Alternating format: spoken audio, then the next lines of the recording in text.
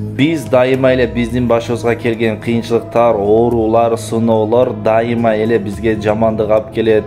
Biz жаман болгонубуз үчүн Кудай Таала бизге берет деп ойлойбуз. Тескерисинче бирок андай эмес. Пайгамбарыбыз Мухаммад Мустафа саллаллаху алейхи ва саллям айтат, эгерде 3 нерсе болбогондо дейт, анда адам баласында 3 нерсе болбогондо, анда адам баласы эч бир нерсенин алдында башын иймек эмес, текебер болуп, бой көтөрүп, көп жүрө бермек дейт. Биринчиси оору дейт.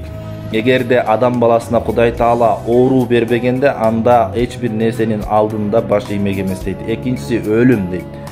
Өлүм болбогондо дагы адам баласы эч бир нерсеге баш иймек эмескен, текебер болуп жүрмөк экен да, Кудайды дагы унутуп калмак экен. Андан кийинкиси кедейлик, үчүнчүсү кедейлик.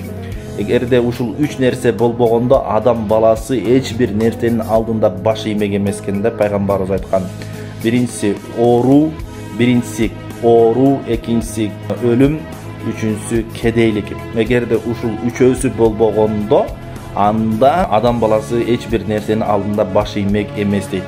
Ушул нерселерди карап көрө турган болсоңуздар, биз ушул 3 нерсе келсе дайыма эле бизге жамандык алып келет деп ойлойбуз. Адам баласынын башына оору келген кезде адамдын денеси алсырап кетип, Кудай Тааланы эстейт экен да, Кудай Таалага кайрылат экен, ден соолугу ооруп калган кезде гана Кудайдын бар экенин эстейт экен да. Жана ошондой эле өлүм келгенде, өлүмдү эстегенде, же жакын бир тууганы өлгөн кезде, ошондо анан көз ачылат экен да, көрсө акырет бар турбайбы, өлөт турбайбызбы деп туруп, анан кийин кичине асманда көкөлөп жүргөн жеринен кичине өзүнүн баягы эмесин, оценкасын түшүрөт экен да, көрсө биз баардыгыбыз бул дүйнөдөн кетет экенбиз деп, ошентип көп бараткан жеринен ылдыйга түшөт экен да, Кудайды эстейт экен.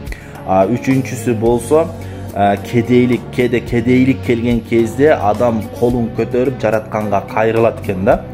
Ошон үчүн дагы Кудай Таала адам баласына ушул 3 нерсени берет экен да. Ошон үчүн башыбызга ушул 3 нерсе келген болсо, дайыма эле булар жамандык алып келет. Мага Кудай Таала мен бир жаман кылгандыгым үчүн, бир жаман иш кылгандыгым үчүн, же мен бир жаман пенде болгондугум үчүн муну мага берип атат деп ойлобош керек. Кудай Таала жакшы көргөн пендесине сыноо берет, жана ошондой эле ушул 3 нерсе бизди дайыма местабызды табыш үчүн, жашоодо орунубузду билиш үчүн, адам экенибизди билиш үчүн жараткан Кудай Таала тарабынан бизге берилет экен. Пайгамбарыбыз саллаллаху алейхи ва салламга бир салават айта кетиңиздер. Саллаллаху алейхи ва саллам.